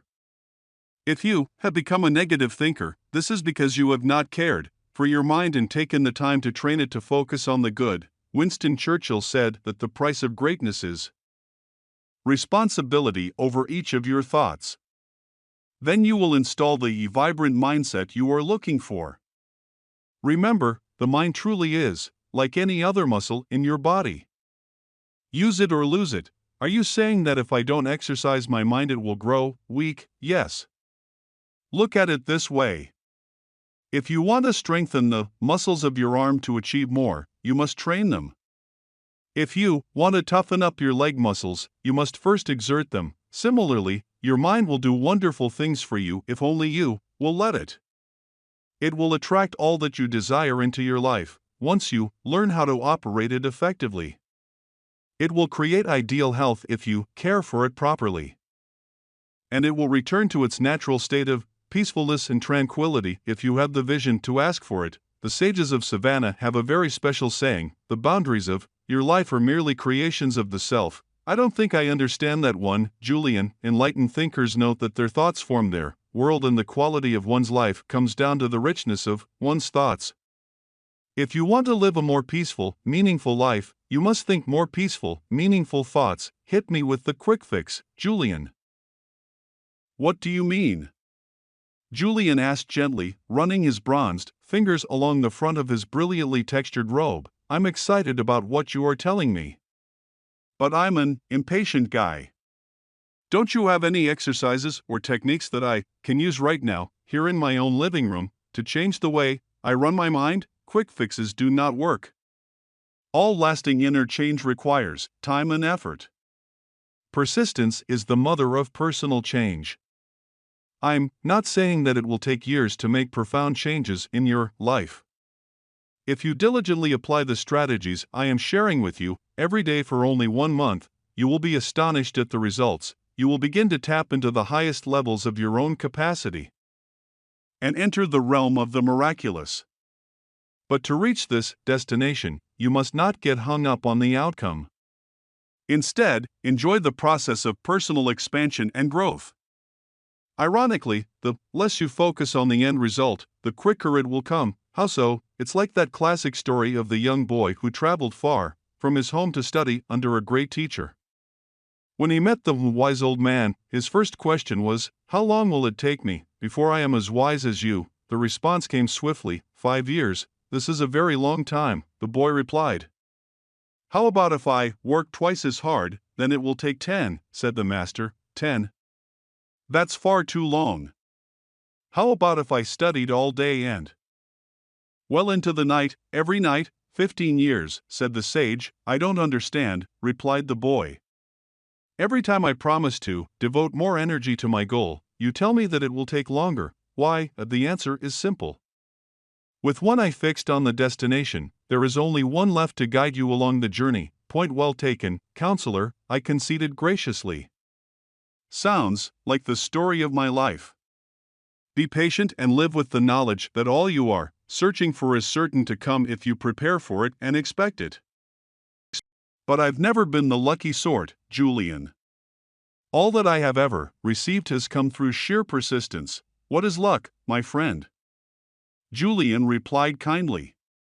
It is nothing more than the marriage of preparation with opportunity, Julian added softly. Before I give you the precise methods passed on to me by the sages of Savannah, I must first share a couple of key principles. First, always remember that concentration is at the root of mental mastery. Seriously, I know. It surprised me too. But it is true. The mind can accomplish extraordinary things. You have learned this. The very fact that you have a desire or a dream means that you have the corresponding capacity to realize it. This is one of the great, universal truths known to the sages of Savannah. However, to liberate the power of the mind, you must first be able to harness it and direct its focus only to the task at hand. The moment you concentrate the focus of your mind on a singular purpose, extraordinary gifts will appear within your life. Why is it so important to have a concentrated mind? Let me offer you a riddle that will answer your question nicely. Say you were lost in the woods in the middle of the winter. You desperately needed to stay warm. All you have in your knapsack is a letter your best friend had sent to you, a tin of tuna, and a small magnifying glass that you carry to compensate for your fading eyesight. Luckily, you managed to find some dry, kindling wood, but unfortunately you have no matches. How would you light the fire? Good grief! Julian had stumped me. I had no idea what the answer was. I give up. It's very simple. Place the letter amongst the dry wood and hold the magnifying glass over it. The rays of the sun will be focused so as to ignite the fire within a matter of seconds. And what about the can of tuna? Oh, I just threw that in to distract you from the obvious solution, Julian replied with a smile. But the essence of the example is this: putting the letter over the dry wood would produce no result. Yet, the second you use the magnifying glass to concentrate the scattered rays of the sun onto the letter, it will ignite. This analogy holds true for the mind. When you concentrate its tremendous power on definite, meaningful objectives, you will quickly ignite the flames of your personal potential and produce startling results. Like what? I asked. Only you can answer this question. What is it that you are searching for? Do you want to be a better father and live a more balanced, rewarding life? Do you desire more spiritual fulfillment? Is it adventure and fun that you feel you are lacking? Give it some thought. How about eternal happiness? Go big or stay home? He chuckled. Nothing like starting off small. Well, you can have that too. How? The sages of Savannah have known the secret of happiness for over 5,000 years. Fortunately, they were willing to share this gift with me. Do you want to hear it? No, I thought I'd take a break and go wallpaper the garage first. Of course I want to hear the secret of eternal happiness, Julian. Isn't that what everyone is searching for, ultimately, true? Well, here it is. Could I trouble you for another cup of tea? Come on, quit stalling. Alright, the secret of happiness is simple. Find out what you truly love to do and then direct all of your energy towards doing it. If you study the happiest, healthiest, most satisfied people of our world, you will see that each and every one of them has found their passion in life and then spent their days pursuing it. This calling is almost always one that, in some way, serves others. Once you are concentrating your mind power and energy on a pursuit that you love, abundance flows into your life, and all your desires are fulfilled with ease and grace. So simply figure out what turns you on and then do it. If it is a worthy pursuit, Julian replied. How do you define worthy? As I said, John, your passion must, in some way, improve or serve the lives of others. Viktor Frankl said it more elegantly than I ever could when he wrote, success, like happiness, cannot be pursued. It must ensue. And it only does so as the unintended side, effect of one's personal dedication to a cause greater than oneself. Once you find out what your life's work is, your world will come alive. You will wake up every morning with a limitless reservoir of energy and enthusiasm. All your thoughts will be focused on your definite objective. You won't have time to waste time. Valuable mental power will, therefore, not be wasted on trifling thoughts. You will automatically erase the worry habit and become far more effective and productive. Interestingly, you will also have a deep sense of inner harmony, as if you are somehow being guided to realize your mission. It is a wonderful feeling. I love it, Julian offered gleefully, fascinating. And I like the part about getting up feeling good. To be really honest with you, Julian, most days I wish I could just stay under the covers. It would be so much better than facing the traffic, the angry clients, the aggressive opponents, and the ceaseless flow of negative influences. It all makes me feel so tired. Do you know why most people sleep so much? Why? Because they really don't have anything else to do? Those who rise with the sun all have one thing in common: insanity. Very funny. No, they all have a purpose that fans the flames of their inner potential. They are driven by their priorities, but not in an unhealthy, obsessive way. It is more effortless and gentle than that. And given their enthusiasm and love for what they are doing in their lives, such people live in the moment. Their attention is fully and completely on the task at hand. Therefore, there are no energy leaks. These people are the most vibrant and vital individuals you will ever have the good fortune to meet. Energy leaks? Sounds a little new agey, Julian. I'll bet you didn't learn that one at Harvard Law School. True. The sages of Savannah pioneered that concept. Though it has been around for centuries, its application is just as relevant today as it was when it was first developed. Too many of us are consumed by needless and endless worry. This drains us of our natural vitality and energy. Have you ever seen the inner tube of a bicycle tire? Of course, when it is fully inflated, it can easily take you to your destination. But if there are leaks in it, the tube eventually deflates, and your journey comes to an abrupt end. This is also how the mind works. Worry causes your precious mental energy and potential to leak, just like air leaking out of an inner tube. Soon, you have no energy left. All of your creativity, optimism, and motivation has been drained, leaving you exhausted. I know the feeling. I often spend my days in the chaos of crisis. I have to be everywhere at once and I can't seem to please anyone.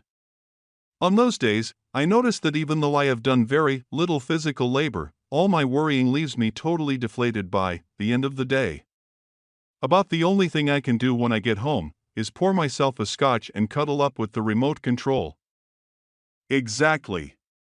Too much stress does this to you. Once you find your purpose, however, life becomes much easier and far more rewarding. When you figure out what your main aim or destiny really is, you will never have to work another day in your life. Early retirement? No, said Julian in the no-nonsense tone he had mastered during his days as an eminent lawyer. Your work will be play. Wouldn't it be a little risky for me to give up my job to start searching for my overriding passion and purpose? I mean, I have a family and real obligations.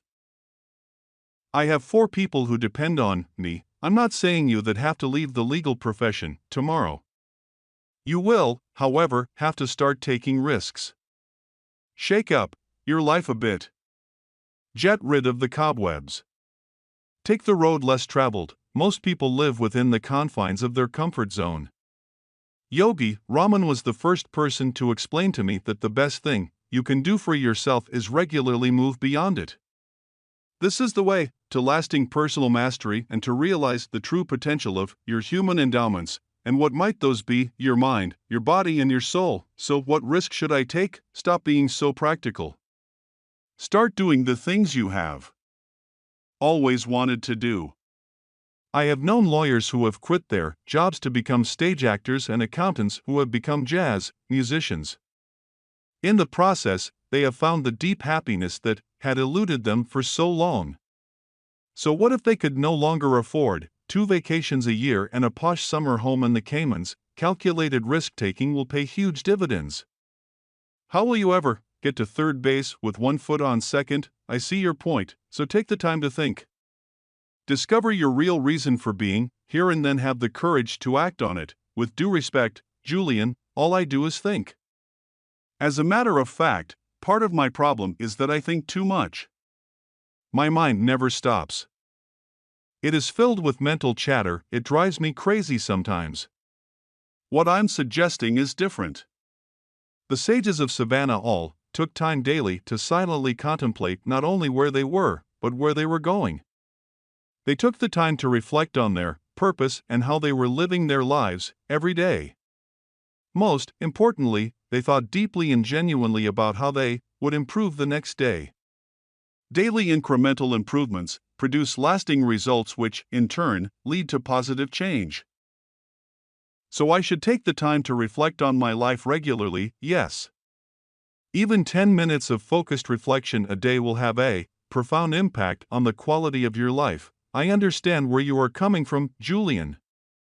The problem is, once my day gets cranking, I can't even find 10 minutes to eat lunch. My friend, saying that you don't have time to improve your thoughts in your life is like saying you don't have time to stop for gas because you are too busy driving.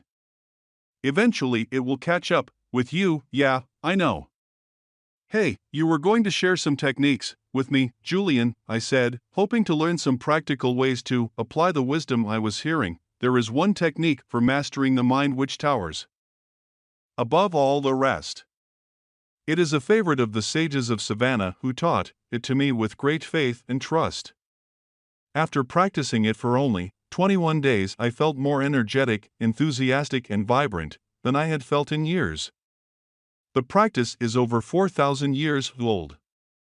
It is called the heart of the rose. Tell me more. All that you need to perform this exercise is a fresh rose and a silent place.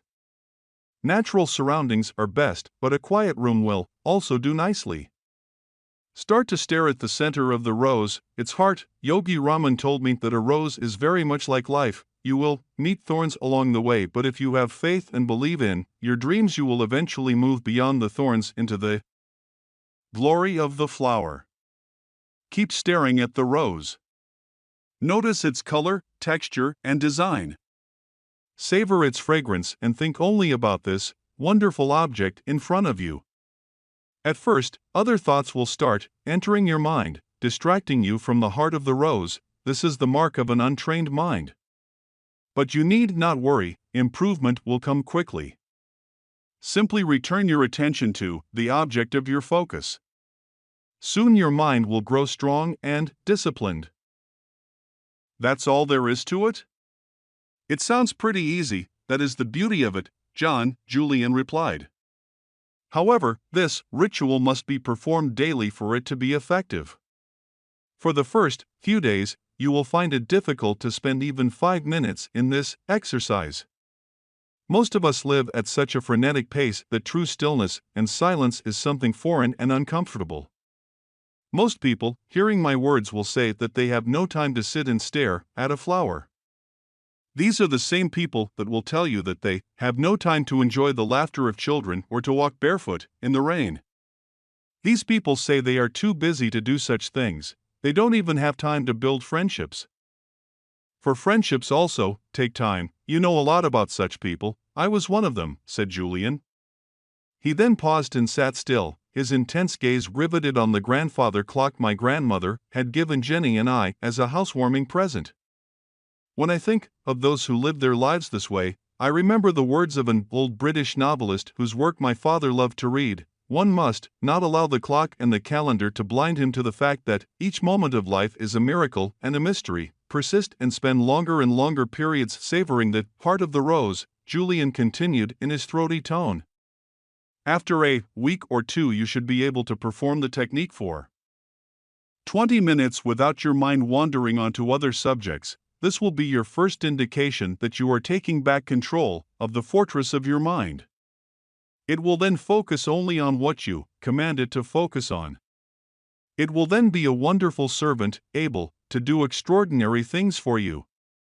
Remember, either you control your mind or it controls you. Practically speaking, you will notice that you will feel far calmer.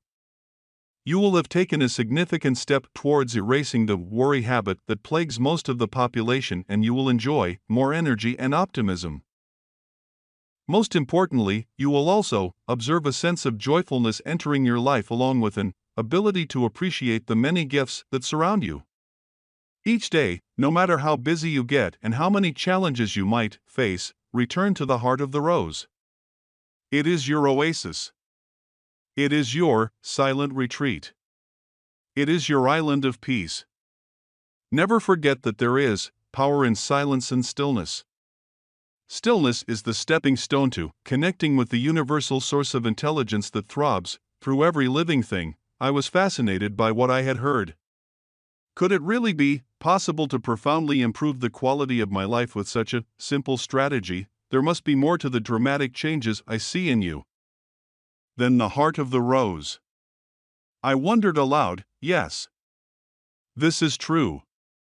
In fact, my transformation came about as a result of using a number of highly effective strategies in concert. Don't worry, they are all just as simple as the exercise I have just shared with you, and equally as powerful. The key for you, John, is to open your mind to your potential for living a life rich with possibilities. Julian, ever the fountain of knowledge, continued to reveal what he had learned in Savannah. Another particularly good technique for ridding the mind of worry and other negative, life-draining influences is based on what Yogi Raman called opposition thinking.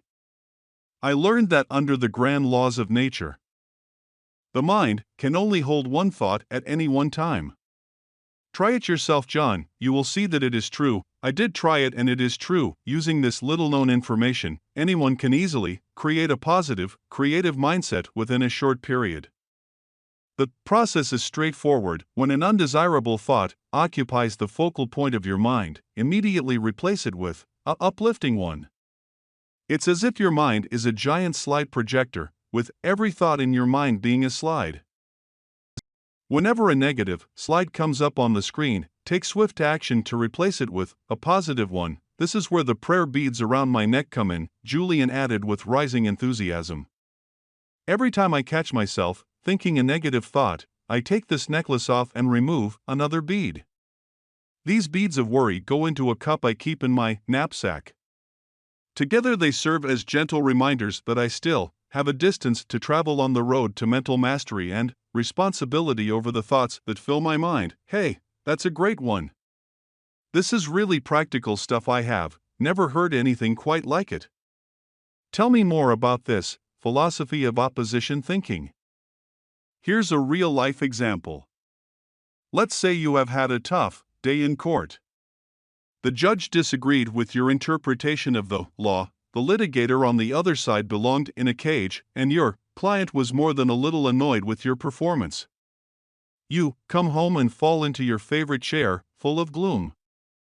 Step 1 is to become aware that you are thinking these uninspiring thoughts. Self-knowledge is the stepping stone to self-mastery. Step 2 is to appreciate once and for all that just as easily as you allowed those gloomy thoughts to enter, you can replace them with cheerful ones. So think of the opposite of gloom.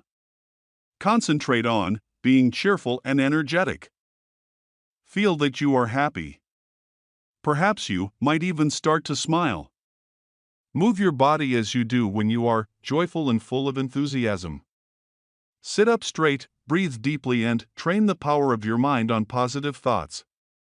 You will notice a remarkable difference in the way you feel within minutes. Even more importantly, if you keep up your practice of opposition thinking, applying it to every negative thought that habitually visits your mind, within weeks you will see that they no longer hold any power. Do you see what I'm getting at? Julian continued his explanation. Thoughts are vital, living things, little bundles of energy, if you will. Most people don't give any thought to the nature of their thoughts, and yet, the quality of your thinking determines the quality of your life. Thoughts are just as much a part of the material world as the lake you swim in or the street you walk on. Weak minds lead to weak actions. A strong, disciplined mind, which anyone can cultivate through daily practice, can achieve miracles. If you want to live life to the fullest, care for your thoughts as you would your most prized possessions. Work hard to remove all inner turbulence. The rewards will be abundant. I never saw thoughts as living things, Julian, I replied, amazed at this discovery. But I can see how they influence every element of my world. The sages of Savannah firmly believed that one should only think sattvic or pure thoughts. They arrived at such a state through the techniques I have just shared with you, along with other practices such as a natural diet, the repetition of positive affirmations or mantras as they called them, reading books rich with wisdom, and by constantly ensuring that their company was enlightened. If even one impure thought entered the temple of their minds, they would punish themselves by traveling many miles to an imposing waterfall and standing under the ice-cold water until they could no longer bear the frigid temperature. I thought you told me these sages were wise. Standing under an ice-cold waterfall deep in the Himalayan mountains for thinking one little negative thought strikes me as extreme behavior. Julian was lightning fast in his response, the result of his many years as a world-class legal warrior. John, I'll be blunt. You truly cannot afford the luxury of even one negative thought. Really. A worrisome thought is like an embryo. It starts off small but grows and grows. Soon it takes on a life of its own. Julian stopped for a moment and then smiled. Sorry if I seem a little evangelistic when I speak on this subject, on the philosophy I learned on my journey. It's just that I have discovered tools that can improve the lives of many people who feel unfulfilled, uninspired, and unhappy. A few adjustments in their daily routines, to include the heart of the rose technique and a constant application of opposition thinking, will give them the lives they want. I think they deserve to know this. Before I move from the garden to the next element of Yogi Raman's mystical fable, I must let you know of one more secret, which will offer you great aid in your personal growth. This secret is based on the ancient principle that everything is always created, twice, first in the mind and then in reality. I have shared already that thoughts are things, material messengers that we send out to influence our physical world. I have also informed you that if you hope to make remarkable improvements in your outer world, you must first start within and change the caliber of your thoughts. The sages of Savannah had a wonderful way to ensure that their thoughts were pure and wholesome. This technique was also highly effective in manifesting their desires, however simple, into reality. The method will work for anyone. It will work for a young lawyer who seeks financial abundance, just as it will work for a mother seeking a richer family life, or a salesperson seeking to close more sales. The technique was known to the sages as the secret of the lake. To apply it, these teachers would rise at 4 o'clock a.m., as they felt that the early morning possessed magical qualities from which they could benefit. The sages would then travel along a series of steep and narrow mountain paths which eventually led them to the lower reaches of the region they inhabited. Once there, they would walk along a barely visible trail, lined with magnificent pine trees and exotic flowers, until they arrived at a clearing. At the edge of the clearing was an aqua-blue lake covered by thousands of tiny white lotuses. The water of the lake was strikingly still and calm.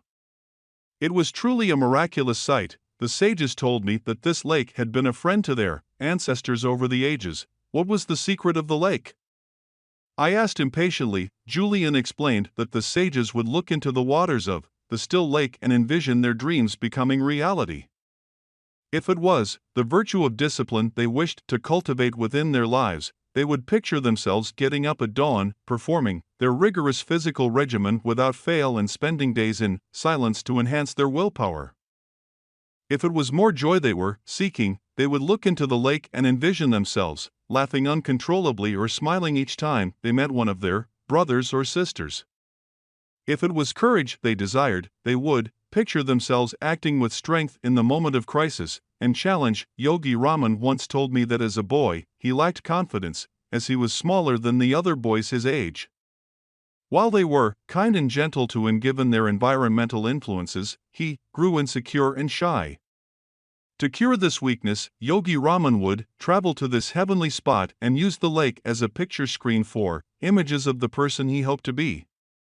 Some days he would visualize himself as a strong leader, standing tall and speaking with a powerful, commanding voice. Other days he would see himself as he wished to be when he grew older, a wise sage filled with tremendous inner strength and character. All the virtues he wished to have in his life, he saw first on the surface of the lake. Within a matter of months, Yogi Raman became the person whom he mentally saw himself becoming. You see, John, the mind works through pictures. Pictures affect your self-image, and your self-image affects the way you feel, act, and achieve. If your self-image tells you that you are too young to be a successful lawyer or too old to change your habits for the better, you never will achieve these goals. If your self-image tells you that lives rich with purpose, excellent health, and happiness are only for people from backgrounds other than your own, this prophecy will ultimately become your reality. But when you run inspiring, imaginative pictures through the movie screen of your mind, wonderful things start to happen in your life. Einstein said that imagination is more important than knowledge. You must spend some time every day, even if it is just a few minutes, in the practice of creative envisioning. See yourself as you want to be, whether this means serving as a great judge, a great father, or a great citizen of your community. Do I have to find a special lake to apply the secret of the lake? I asked innocently. No. The secret of the lake was simply the sage's name for the ageless technique of using positive images to influence the mind. You can practice this method in your own living room or even at the office if you really want to. Shut your door, hold all calls, and close your eyes. Then take a few deep breaths. You will notice that after 2 or 3 minutes you will start to feel relaxed. Next, visualize mental pictures of all that you want to be, to have, and to attain in your life. If you want to be the world's best father, envision yourself laughing and playing with your kids, responding to their questions with an open heart. Picture yourself acting gracefully and lovingly in a tense situation. Mentally rehearse the way you will govern your actions when a similar scene unfolds on the canvas of reality. The magic of visualization can be applied to so many situations.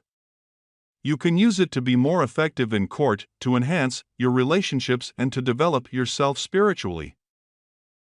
Consistent use of this method will also bring you financial rewards along with an abundance of material gain. If this is important to you, understand once and for all that your mind has magnetic power to attract all that you desire into your life. If there is a lack in your life, it is because there is a lack in your thoughts. Hold wonderful pictures in your mind's eye. Even one negative image is poisonous to your mindset. Once you start to experience the joy this ancient technique brings, you will realize the infinite potential of your mind and begin to liberate the storehouse of ability and energy that currently sleeps within you. It was as if Julian was speaking a foreign tongue. I had never heard anyone speak of the magnetic power of the mind to attract spiritual and material abundance. Nor had I ever heard anyone speak of the power of imaging and its profound effects on every aspect of one's world. Yet, deep inside I had faith in what Julian was saying. This was a man whose judgment and intellectual abilities were impeccable. This was a man who was internationally respected for his legal acumen. This was a man who had walked down the path I was now journeying alone. Julian had found something on his odyssey to the east, that much was clear, looking at his physical vitality, his obvious tranquility, seeing his transformation confirmed that I would be wise to listen to his advice. The more I thought about what I was hearing, the more sense it made. Surely the mind must have a great deal more potential than most of us are currently using. How else could mothers lift otherwise immovable cars to save their crying infants who had fallen underneath? How else could martial artists break stacks of bricks with one fell swoop of their hands? How else could the yogis of the East slow down their heartbeats at will or endure tremendous pain without blinking an eye?